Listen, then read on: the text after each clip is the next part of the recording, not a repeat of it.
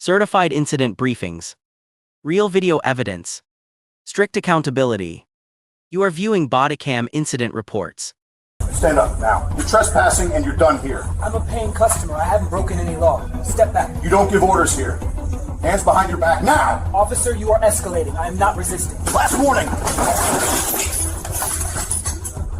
Officer Kyle Braden had been patrolling the streets of Clarkston for 5 years, and in his mind he was the thin blue line separating order from chaos. At 29 years old, Braden was known in the precinct for two things: his perfectly pressed uniform and his inability to de-escalate a situation. He was the kind of officer who saw every interaction as a contest of dominance. If you weren't complying within a split second, you were a threat. He had a file of complaints thick enough to serve as a doorstop: 7 incidents of excessive force, 4 complaints of verbal abuse, and a reputation for targeting minority neighborhoods.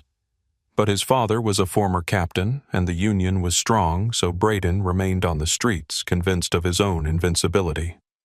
On the other side of this equation sat Master Sergeant Elias Thorne. At 48 years old, Thorne was a man carved from granite and discipline. He had spent 26 years in the United States Army, earning his stripes in the dirt of foreign lands that most people only saw on the evening news. He wore the Ranger tab not as a decoration, but as a statement of fact. He had led platoons through the Korengal Valley, organized logistics in the Horn of Africa, and trained the next generation of infantry at Fort Benning. He was currently attached to a specialized logistics command, a role that required high-level security clearance and the kind of judgment that saved lives. He was a man who had looked evil in the eye and didn't blink. He certainly wasn't going to blink at a 29-year-old patrolman with an attitude problem. Before we get further into this story, I want to ask, where are you tuning in from today? If you believe that respect should be earned and not just demanded because of a badge, go ahead and hit that subscribe button. We are building a community here dedicated to truth, accountability, and the stories that the mainstream media often overlooks. Your support helps us keep the lights on and the cameras rolling. The incident that would cost the city nearly $2 million didn't start with a crime. It started with a lunch break. The Iron Skillet Diner was a Clarkston institution located just off the main highway that ran through the center of town. It was the kind of place with chrome accents, red vinyl booths, and a smell of bacon grease and coffee that had permeated the drywall for 40 years. It was 11:30 a.m. on a bright Thursday in October. The sun was high, the sky was clear, and the diner was transitioning from the late breakfast crowd to the early lunch rush. Construction workers, insurance adjusters, and retirees filled the booths. The atmosphere was loud, clinking silverware and low chatter filling the air. Master Sergeant Thorne had arrived at the Iron Skillet at 10:45 a.m. His car was in the shop down the street for a transmission overhaul, a job that was supposed to take 3 hours. Thorne dressed in civilian clothes, a crisp polo shirt tucked into dark cargo pants and polished boots, had decided to wait it out with a good meal. He ordered the steak and eggs, black coffee, and a slice of pecan pie for later. He had his tablet open on the table, reviewing training schedules for his unit. He was quiet, self-contained, and bothering absolutely no one. He was simply a man waiting for his car, enjoying the downtime that was so rare in his line of work.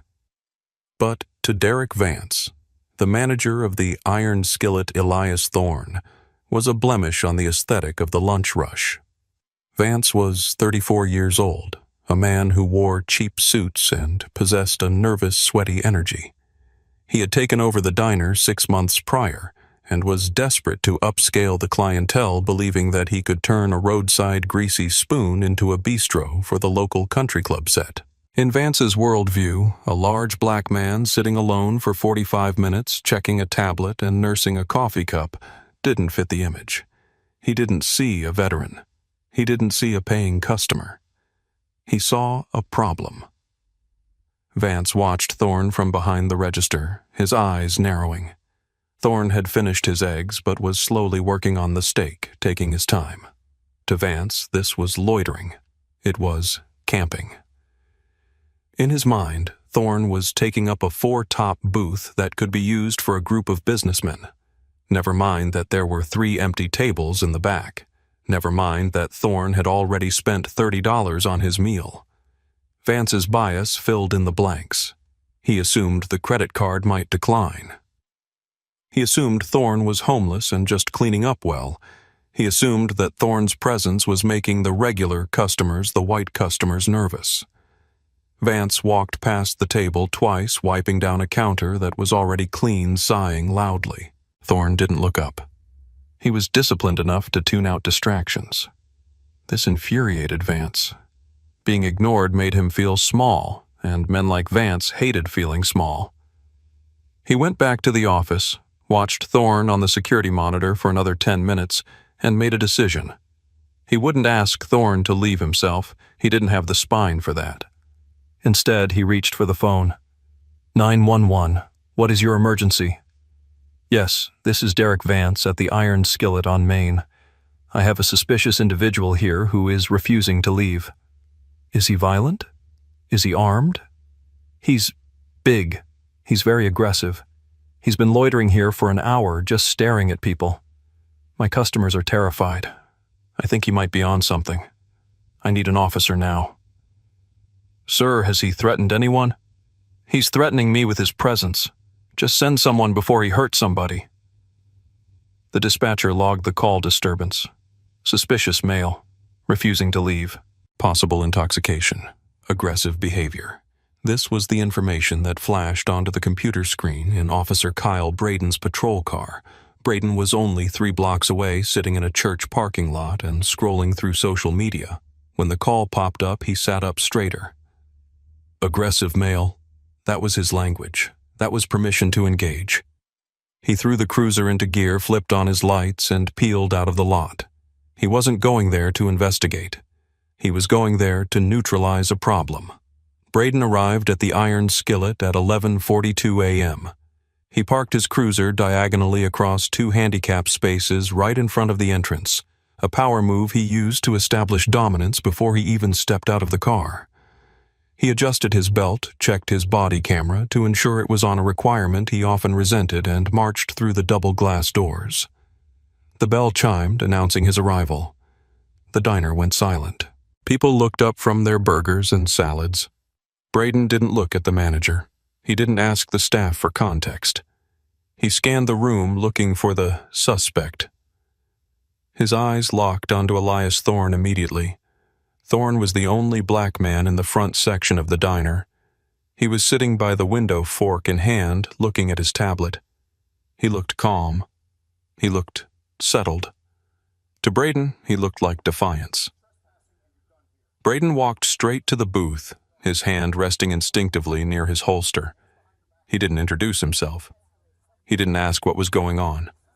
He initiated the confrontation that would ruin his life. You. We need to talk.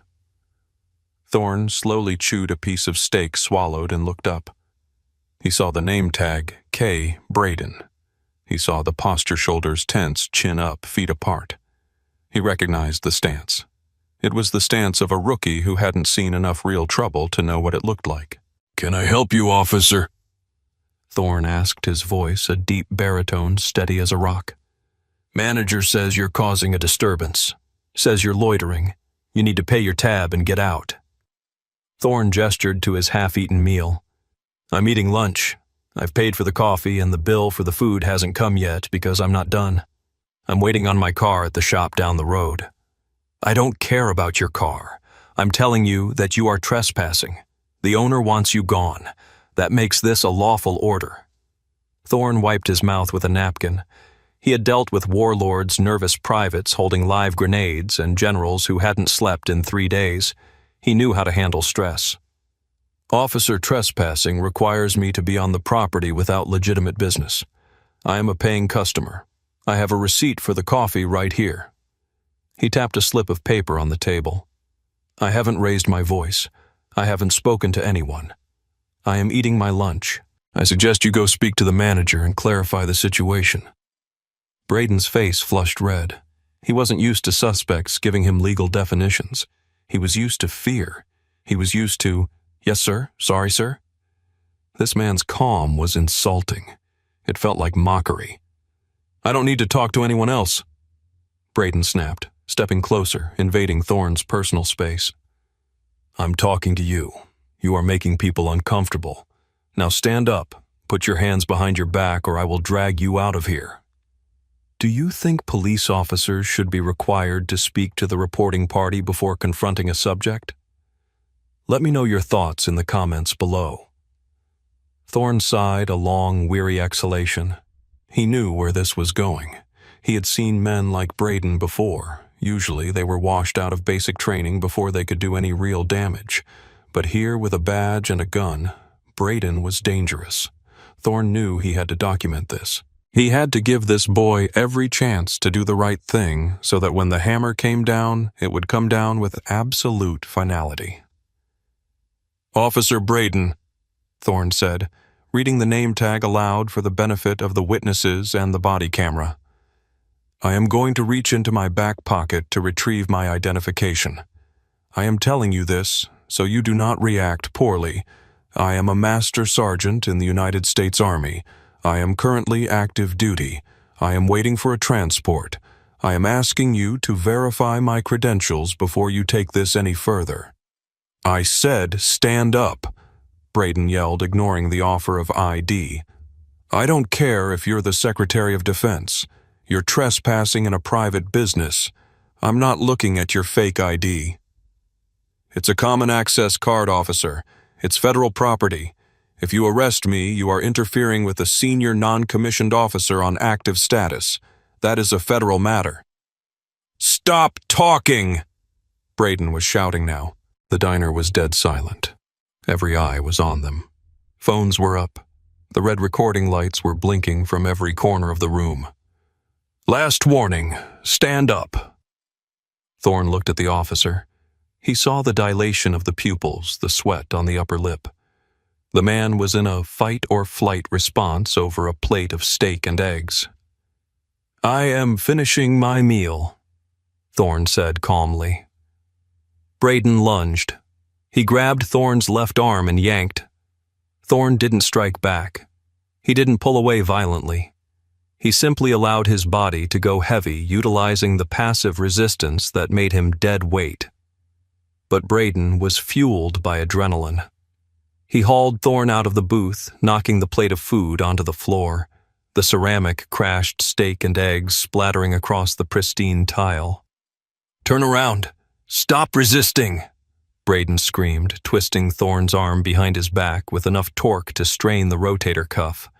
Thorne grimaced but didn't cry out. I am not resisting, Thorne announced, his voice booming through the diner. I am complying under duress. Everyone here is a witness. I am Master Sergeant Elias Thorne.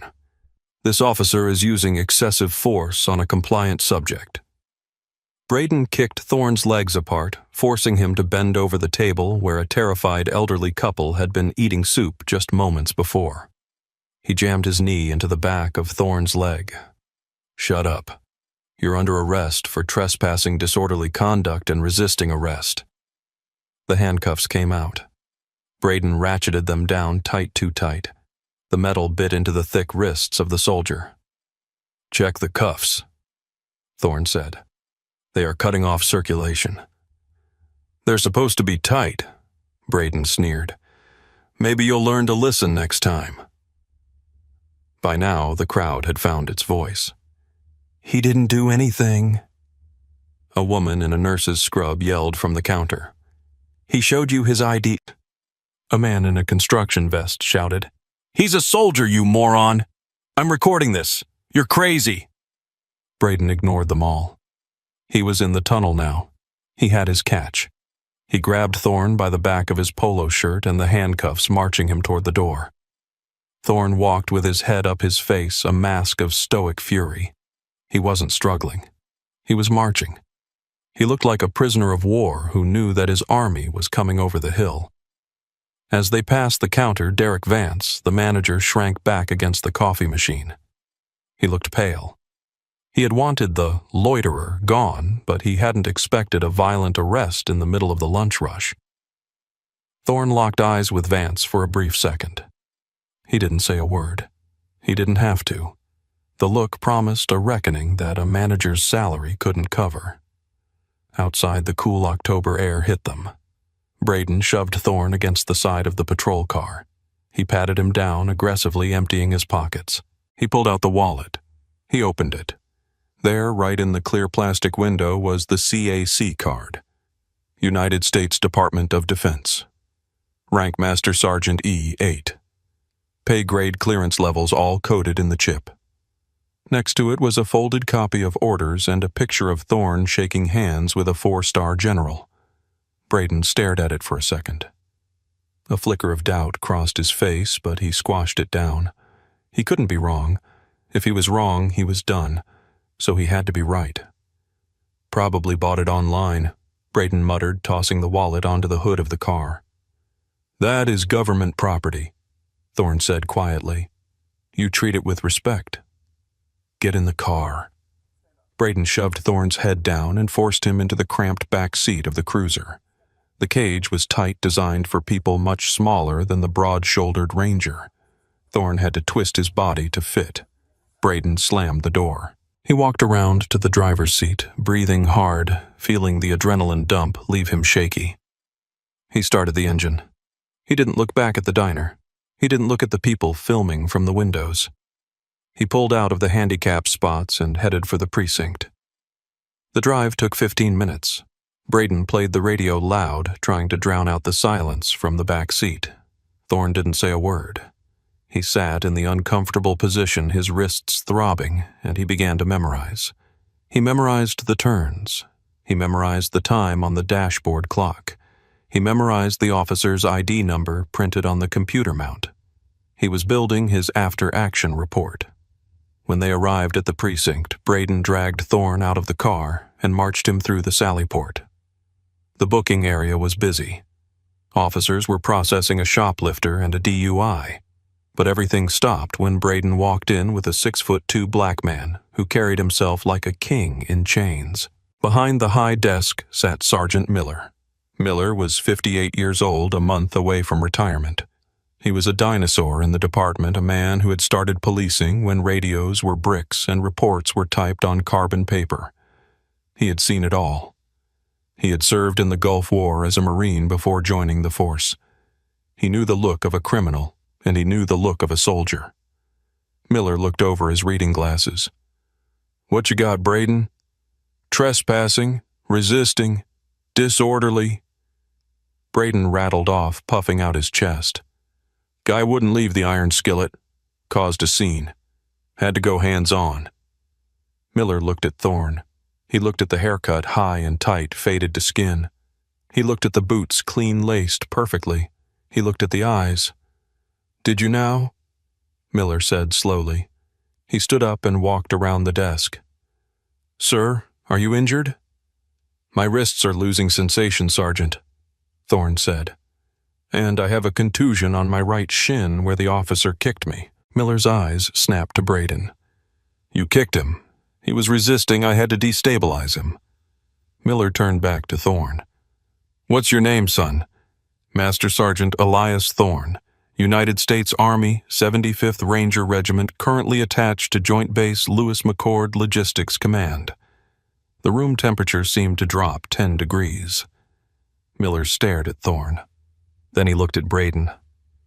Braden, give me his wallet. Sarge, he's full of it. He's got some fake ID. Give me the wallet. Miller's voice was a low growl. Braden handed over the wallet he had shoved in his pocket. Miller opened it. He pulled out the CAC card. He felt the weight of it. He looked at the hologram. He looked at the other card behind it, a retired veteran ID and a membership card for the VFW. Miller looked up, and for the first time Braden saw genuine fear in the older man's eyes. Not fear of Thorne, but fear of what was about to happen to their department. Braden, Miller whispered, take those cuffs off right now. But Sarge, the paperwork. There is no paperwork. Take them off before the colonel comes down here and burns this building to the ground. Braden fumbled for his keys. His hands were shaking now. The reality was crashing in. He unlocked the cuffs. Thorne brought his hands around front. His wrists were ringed with deep, angry red indentations. The skin was broken in 2 places. Thorne rubbed his wrists, rotating his shoulders. He looked at Miller. "Thank you, Sergeant. I would like to make a phone call. I need to contact my commanding officer, and then I need to contact the Judge Advocate General's office." Miller nodded respectfully. "You can use my office phone, Master Sergeant. Can I get you some water, coffee?" "No," Thorne said cold. "I just want my phone call." Miller turned to Braden, who was standing there looking like a child who had broken a stained glass window. "Braden, put your badge and your gun on the desk." "Sarge, do it, you're done. Go sit in the break room and don't speak to anyone. If you leave, I'll put a warrant out for you myself." Lieutenant Henderson, the precinct commander, was called out of a meeting. When he heard the details, he reportedly threw his coffee mug across the room. Within an hour, the station was swarming. 2 military liaisons from the nearby base arrived in dress uniform. They weren't smiling. They spoke to the lieutenant behind closed doors. The words unlawful detention, kidnapping, and federal civil rights violation were heard through the walls. Meanwhile, the video from the diner had hit the internet. A college student who had been eating a burger in the back booth had uploaded it to TikTok and Twitter. The caption read, "Racist cop assaults innocent Army vet at Iron Skillet. Hashtag police brutality. Hashtag veteran." By 2 p.m., it had 500,000 views. By 4 p.m., it was on the national news crawler. The video was damning. It showed Thorne sitting calmly. It showed Braden screaming. It showed the violent yank, the food flying the knee to the leg. It showed Thorne's calm declaration of his rank and the officer's refusal to verify it. The comments section was a firestorm. "He served our country, and this is how he gets treated. Fire that cop immediately. Boycott the Iron Skillet. The manager stood there and watched." The Iron Skillet's Yelp page was being bombarded with 1-star reviews. The phone at the diner was ringing off the hook with people screaming at whoever picked up. Derek Vance locked the front door at 2:30 p.m. and hid in his office, but the crowd was already forming outside. People with signs, local veterans groups. They weren't violent, but they were loud. Back at the station, Thorne was finally released. Not that he was ever really booked. He walked out the front door, flanked by the 2 military officers. A news crew was already there. Master Sergeant, do you have a statement?" Thorne stopped. He looked at the camera. He didn't yell. He didn't cry. "I spent 26 years fighting for freedom overseas," he said, his voice steady.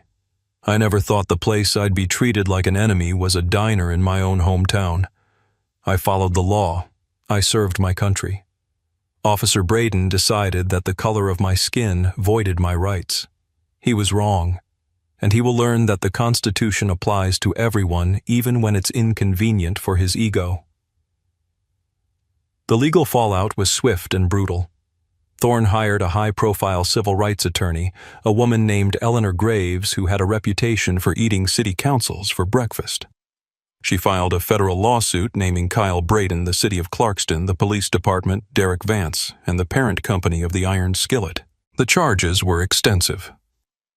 False arrest, excessive force assault, and battery violation of the 4th and 14th Amendments, defamation, and intentional infliction of emotional distress. The evidence was incontrovertible. The body cam footage, which the department tried to delay releasing, was subpoenaed and leaked. It included the audio of Braden in the car muttering about fake IDs and these people. The city attorney took one look at the case and told the mayor, "We cannot go to trial. If we put Master Sergeant Thorne on the stand in his dress blues with his silver star and his purple heart, the jury will give him the keys to the city. We have to settle." The negotiations were short. The city agreed to pay $1.5 million. The insurance company for the Iron Skillet, desperate to distance themselves from the actions of their manager, agreed to pay $400,000 to settle the liability claims against the business. Total payout $1.9 million. But the money was only part of the justice. Kyle Braden was fired 3 weeks after the incident.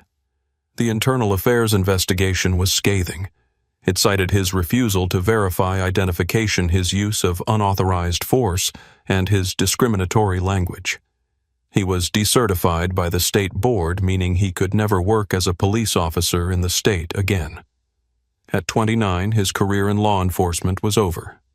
He was last reported working security at a warehouse in a different county, earning a fraction of his former salary.